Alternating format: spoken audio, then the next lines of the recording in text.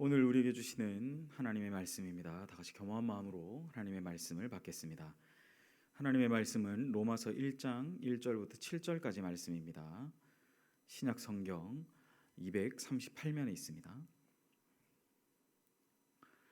로마서 1장 1절부터 7절까지 말씀 제가 대신하여 봉독합니다. 예수 그리스도의 종 바울은 사도로 부르심을 받아 하나님의 복음을 위하여 택정함을 입었으니 이 복음은 하나님이 선지자들을 통하여 그의 아들에 관하여 성경에 미리 약속하신 것이라. 그의 아들에 관하여 말하면 육신으로는 다윗의 혈통에서 나셨고 성결의 영으로는 죽은 자들 가운데에서 부활하사 능력으로 하나님의 아들로 선포되셨으니 곧 우리 주 예수 그리스도시니라. 그로 말미암아 우리가 은혜와 사도의 직분을 받아 그의 이름을 위하여 모든 이방인 중에서 믿어 순종하게 하나니 너희도 그들 중에서 예수 그리스도의 것으로 부르심을 받은 자니라. 로마에서 하나님의 사랑하심을 받고 성도로 부르심을 받은 모든 자에게 하나님의 우리 아버지와 주 예수 그리스도로부터 은혜와 평강이 있기를 원하노라. 아멘. 저는 오늘 주신 본문의 말씀으로 부르심을 받은 우리라는 제목의 하나님의 말씀을 증거하겠습니다. 우리는 우리 자신이 어떠한 존재인지를 잘 아는 것이 너무나 중요합니다. 그래야 우리의 존재와 사명에 맞는 그러한 삶을 살 수 있기 때문이죠. 칼빈은 그래서 하나님이 우리를 부르신 소명의 자리에서 성도 각자가 하나님의 부르심을 받아 사역하는 것을 그 자신이 직업 소명으로 설명하기도 했습니다. 우리 각자에게 주신 그 직업이 바로 내 존재의 가치를 증명하는 것이고, 또한 성도의 삶 가운데 빠질 수 없는 그것이 바로 우리에게 보내주신 바로 사명의 자리다라고 칼빈은 설명하고 있다라는 것이죠. 이 말은 바꿔 말하면 우리가 어느 자리에 있든지 하나님의 부르심을 받은 직분자들로서 하나님께서 맡기신 일들을 감당하는 우리 모두가 되어야 한다라는 것을 말씀하고 있다라는 것입니다. 오늘 본문에서 바울은 예수님을 믿는 우리가 그리스도인이 어떤 존재인지, 예수님을 믿는 우리, 그 그리스도인이 어떤 존재인지, 또한 무엇을 위해 부르심을 받았는지에 관해서 자기 자신의 이야기를 통해서 말씀을 하면서 시작합니다. 이 시간을 통해서 하나님께서 우리 각자를 어떤 자리로 부르셨고 또한 어떠한 사명을 주셨는지를 한번 살펴보기를 원합니다. 바울은 먼저 자신이 예수 그리스도의 종이자 사도로 부르심을 받았다라고 이야기합니다. 이 말은 하나님의 복음, 즉 우리 주 예수 그리스도에 대한 복음과 그 복음을 위해 바울 자신이 택함을 입었다라는 자기 어떤 확신, 그런 것이죠. 하나님의 선택은 매우 특별한 것이어서 바울은 날마다 하나님의 선택이 그 자신의 사명이 되고 하나님의 선택의 감사와 찬양으로 살아감을 아울러 고백하고 있다라는 것입니다. 이것은 비단 바울뿐만 아니라 모든 그리스도인에게 동일하게 나타나야 한다라는 것입니다. 모든 성도는 하나님의 자녀요, 또한 동시에 예수 그리스도의 사람임을 우리는 분명히 기억해야 될 줄 믿습니다. 요한복음 1장 12절 말씀에 영접하는 자, 곧 그 이름을 믿는 자들에게 하나님의 자녀가 되는 권세를 주셨다라고 우리에게 말씀하고 있고, 고린도후서 4장 5절에는 우리가 우리를 전파하는 것이 아니라 오직 그리스도 예수의 주 되신 것과 또 예수를 위하여 우리가 너희의 종된 것을 전파한다라고 그렇게 기록하고 있음을 우리는 알 수가 있습니다. 사랑하는 성도 여러분, 복음 안에서 우리는 하나님의 선택을 받은 자들입니다.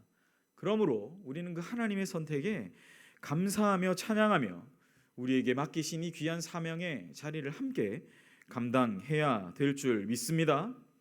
우리는 하나님의 자녀가 되는 권세를 받았습니다. 또한 우리는 복음 안에서 선택함을 받아 동일하게 우리가 이 복음을 위해서 보내심을 받은 자임을 기억하며 나아갑시다. 착하고 충성된 종으로서 힘써 우리가 복음에 순종하며 복음을 전하는 삶을 살아가는 우리 귀한 연희교회 모든 주님의 백성들 되시기를 간절히 소망합니다. 코로나 사태가 계속 진행됨에 따라 아직도 교회가 온라인으로 많은 분들이 예배를 드리고 계십니다. 그래서 때로는 참 성도님들이 교회를 그리워하시고 또 그런 마음으로 계신 줄로 알고 있습니다. 가끔씩 성도님들과 통화를 하고 인사 말씀을 전하는 그런 연락들을 나누다 보면 다 하나같이 동일하게 말씀하시는 것은 이 참 연희교회 이 예배 공간을 또 이 자리를 또 사랑하는 성도들을 사모하는 그러한 이야기들을 들을 때마다 참 마음이 짠할 때가 있다라는 것이죠.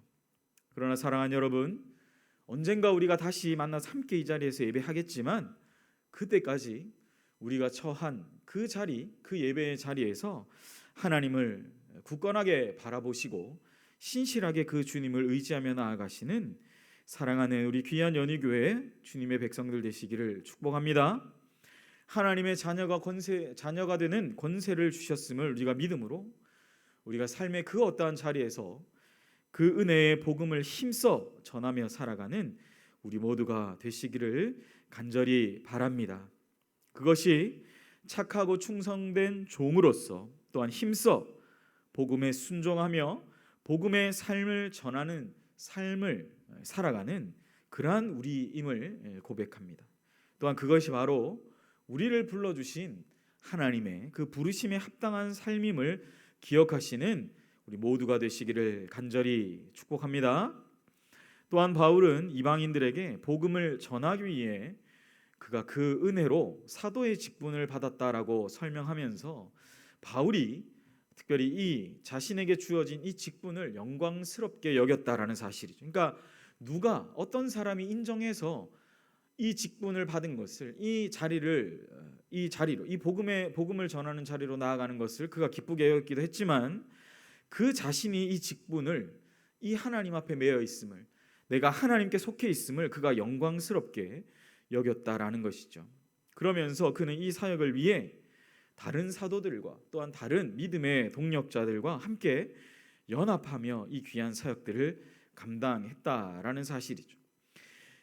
은혜로 내가 이 직분을 받은 것을 감사하며 살아가는 사도 바울이 되었음과 동시에 그는 동일하게 이 직분을 가진 여러 그 다른 사도들, 이 직분을 가진 사람들을 그가 귀하게 여겼다라는 것이죠. 그리고 또한 그들과 함께 연합하며 사역했다라는 것입니다. 여기서 중요한 것은 무엇입니까? 바로 이렇게 연합하며 우리의 몸은 제각각 떨어져 있다 할지라도 우리가 그 가운데서도 함께 주님의 자녀로서 함께 연합하며 마음을 같이하여 사역한다는 것이 얼마나 중요한 것인지를 바울은 오늘 본문을 통해 말씀해 주고 있다라는 거예요. 마음을 같이하여 함께 우리의 사역들을 도모하며 나아가는 것이 바로 교회가 가지는 성도가 가지는 중요한 요소임을 우리는 분명히 생각해 보아야 할 것입니다. 구약의 바벨론에 의해서 성전이 무너졌을 때에도 그것의 회복은 바로 연합과 은총이라는 두 가지였어요. 스가랴 11장 7절에 보면 이런 기록이 있습니다. 내가 잡혀 죽을 양떼를 먹이니 참으로 가련한 양들이라. 내가 막대기 둘을 취하여 하나는 은총이라 하며 하나는 연합이라 하고 양떼를 먹일세라고 말합니다. 왜? 굳이 여러분 구약의 스가랴서 무너진 성전을 다시 재건하는 그 기록이 담겨져 있는 그 환상을 보았던 젊은 선지자 스가랴가 그 환상 가운데 보았던 잡혀 죽을 양떼들을 먹일 때 하나님이 그에게 막대기 두 개를 주셨는데 그 막대기 두 개가 바로 뭐냐? 그 이름이 은총이라는 막대기고 하나는 연합이라는 막대기라는 거예요. 그러니까 여러분 성도 우리가 정말 마치 이 코로나 사태로 우리의 영혼이 죽을 것 같고 우리의 영혼이 마비가 되는 것 같고 우리의 심령이 다 무너져 내린다 할지라도 하나님은 결국 이 성전을 회복하시고 또한 우리에게 이 성도된 또한 다시 우리에게 회복을 명령하신 것은 무엇이라고 말합니까? 바로 스가랴가 받았던 그 은총이라는 막대기와 또 연합이라는 막대기. 그런데 이게 스가랴 11장 후반부에 보면 이 막대기들이 다 부러진 상태라는 겁니다. 다 꺾어지고 부러지고 이제는 사용할 수 없는 그러한 상황이라는 거예요. 그런데 뭡니까? 여러분 그 은총이라는 막대기와 연합이라는 막대기를 다시 회복해 하심으로 말미암아 구약의 그 이스라엘 그 예루살렘 성전이 다시 회복되게 하셨다라는 것입니다. 바꾸어 말하면 성전이 무너졌다라는 것은 바로 이 은총과 연합의 막대기가 부러진 것을 말하며, 그것의 회복은 바로 이 은총과 연합의 막대기가 다시 한번 하나님의 말씀으로 말미암아 회복됨을 오늘 말씀은 우리에게 주고 있다라는 것입니다. 코로나로 인해서 교회가 본래적인 사역들이 마비되고 우리가 중단되었던 아픔들이 있습니다. 우리의 자리가 어디인가?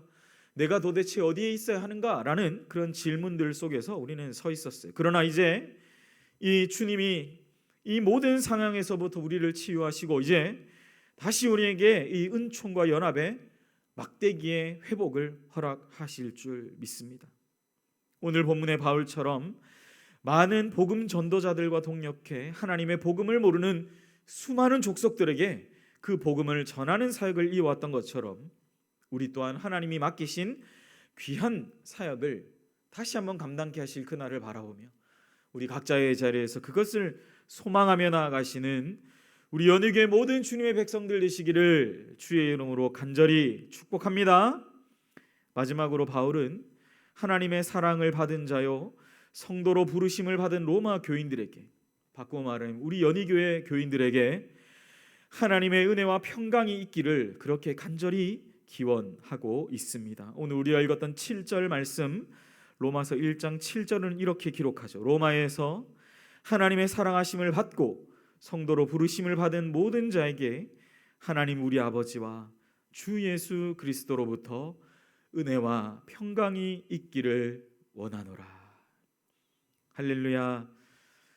오늘 바울이 이렇게 로마 교인들을 향하여 축복하듯이 저 또한 우리 사랑하는 연희교회 우리 성도님들에게, 우리 교인들에게 이렇게 축복하기를 원합니다. 하나님의 은혜와 평강이 있으시기를 축복합니다.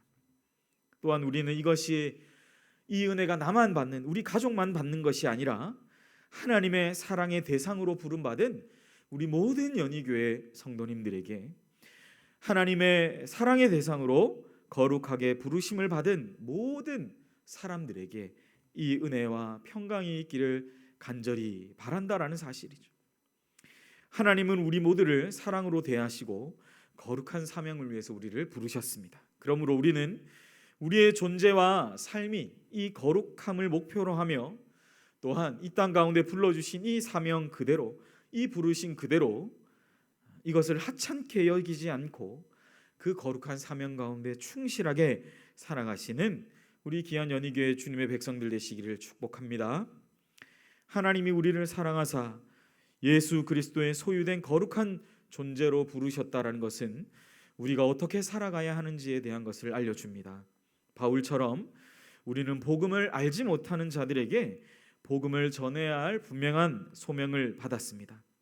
또한 그 부르심에 합당한 거룩한 삶을 우리가 살아야 할 분명한 의무가 있음을 기억하시기를 소망합니다.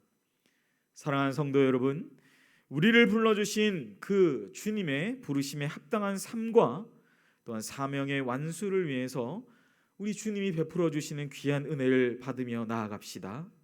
그리고 나를 사랑하시는 주님의 부르심에 응답하며 또한 우리에게 함께 동력하게 하신 많은 우리 연희교회 또 사랑하는 성도님들 한 분 한 분을 생각하시면서 나를 사랑하신 주님의 부르심에 응답하며 살아가시는 우리 귀한 연희교회 모든 주님의 백성들 되시기를 주 예수님의 이름으로 간절히 축복합니다. 기도하겠습니다. 사랑과 은혜의 하나님 아버지, 오늘도 우리를 불러주신 그 부르심의 사명이 얼마나 크고 귀한 것인지를 다시 한번 생각하게 하여 주시옵소서.